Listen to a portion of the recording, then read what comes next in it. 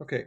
So, Robert, the question I wanted to really explain to people is what is rural? So, could you start off by telling us how do you define rural? Uh, the immigration law about EB-5 defines rural as not two things, not both things, right? One, not in a metropolitan statistical area. These are areas that are defined by the Office of Management and Budget. They're typically, you think of them as big cities, but it's really pretty moderate sized cities are in metropolitan statistical areas as well. Um, and then uh, also not in a city or town that has 20,000 people in it, according to the most recent census, which for this is 2020, I guess. So it can't be in either one of those. So it has to be really pretty much in the countryside. I mean, you can be standing in some places that feel pretty desolate and you're in a metropolitan statistical area. Like out in Idaho, you can think you are in nowhere. There's nobody, nothing in sight. Maybe an antelope or something, but there's no person, and that is in a metropolitan statistical area. So you have to really check. The next question I have is what does priority processing mean for the in case we do find a project that's in a rural area? We don't know. It's whatever USCIS is going to tell us it means, and they don't know either because they just got told by Congress to prioritize rural projects, and they don't know what that means. So they'll have to figure out what that means. It probably means give some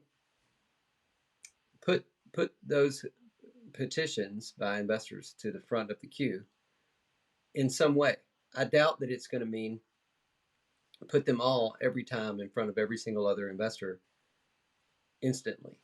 I suspect it's going to mean that, maybe some kind of throttling for every one rural, there'll be three non rural until they're used up or something, in terms of allocating them to an adjudicator. I don't know what they're going to do, but uh, it's going to be better than not being prioritized. If I had a choice between being prioritized and not, I would tend to choose prioritizing in terms of being an investor, having my petition adjudicated if I wanted to get it adjudicated quickly. So I'll ask you just to opine on this question further.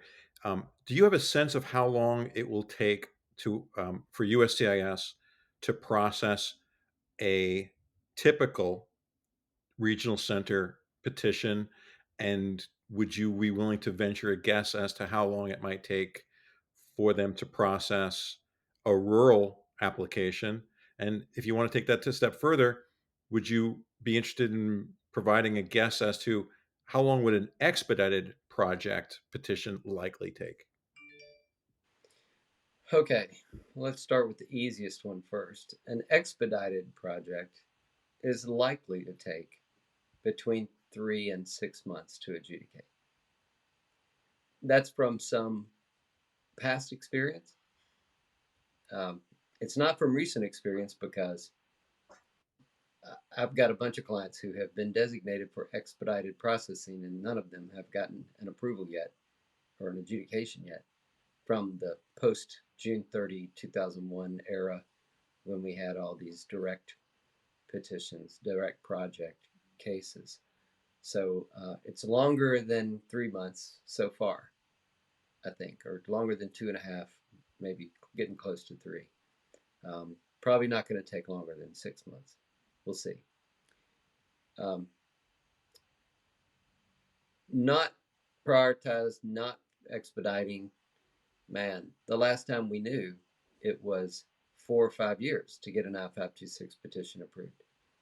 All of those people who were in the queue before, when that was the time frame, are back in the queue, and they're ahead of all the people who will now be investing. And there's no indication in the law that that USCIS should feel compelled to put the new investors ahead of the previous investors, except rural. And there it says to prioritize. And that could mean that those people go ahead of people who filed before this law was enacted. Um, we don't know. But maybe you prioritized to venture a guess. You asked me to guess. Maybe it could be a year instead of 5 years or 4 years. You know, and this is all before USCIS is able to hopefully get its act together, follow the direction of the law, and get adjudication periods down to much shorter times that are written in the law as suggestions. Those are not mandatory. They can't be enforced. You can't sue USCIS for not adjudicating a 526 petition within 180 days just because the law says that's where they should shoot for going forward. Um, and then last question I have is, what is the impact of the rural designation being attributed 20% as a set aside of all EB-5 visas? Well, first we have to figure out what's the total set that the 20% applies to.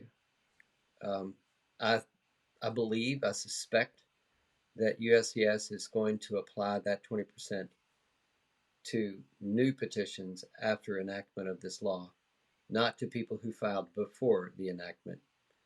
A lot of different reasons. I can go into them if you want, but I think it's going to be prospective, applied to people who file after the enactment of this law.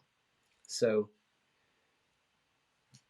let's imagine that without these kinds of incentives, there might be only 2% of people who are applying under the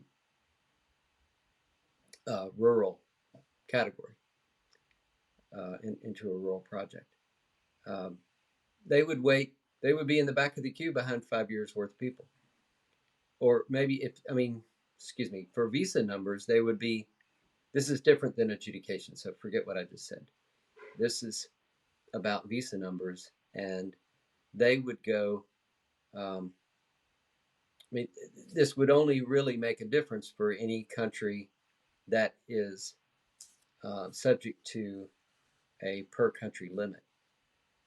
So for the moment, that would be China. So if a Chinese investor invests now in a non-rural project or a non-reserve project, then they would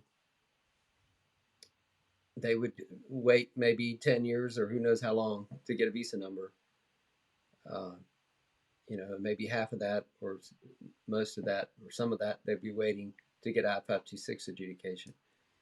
But with rural, they would get a faster adjudication of the 526 and would be able to step up to the front of the queue for visa numbers because this year there's going to be a total, usually there's 10,000 visas per year about for EB-5 for the world. This year, because of some spill downs from other categories and not used, there's going to be probably 20,000. Now, is that until September 30th? That's until September 30.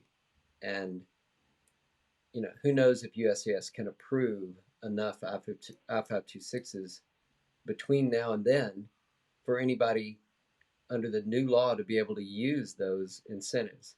I'll almost be surprised. But rural has the best chance because they're supposedly going to get prioritized in their I-526 adjudication. And maybe they can get decided fast enough to be able to shoot through and get a visa number assigned to them after their 526 approval, and then have an immigrant visa issued to them by a consulate, or apply for adjustment of status and have it approved. I mean, adjustment of status is not likely to get approved, within that time frame before September 30. All of that can't happen before then this year. But those numbers, to the extent they're not used this fiscal year, they'll spill over to next year. Oh, they will. Yes. So there would be, out of 20,000 visas, there would be 4,000 that would be for rural, right? And those would be the first 4,000 people who can apply for an I-526, now after enactment, get approved and step forward in the process to get an immigrant visa or adjustment of status. And if those aren't used this year, those 4,000 or whatever's left, let's say there's maybe 300 used this year, then 3,700 would roll over to next year. Plus an additional 2,000 for next year? Yes, assuming that there were 10,000 EB-5 visas for next year. We don't know what those actually will be, but you would think, it seems like there would be 6,000 available. And that's a strong incentive because, there haven't been anywhere near 6,000 investors putting capital into rural projects in the last few years, in the last many years. I don't know that we have data on exactly how many there have been, but I would wager it's not nearly that many in years and years and years. So there's a significant chance that a Chinese investor who invests now in a rural project could get approved and a visa number issued to them and immigrate to the U.S. by the end of next year, by September of 2023. That's serious.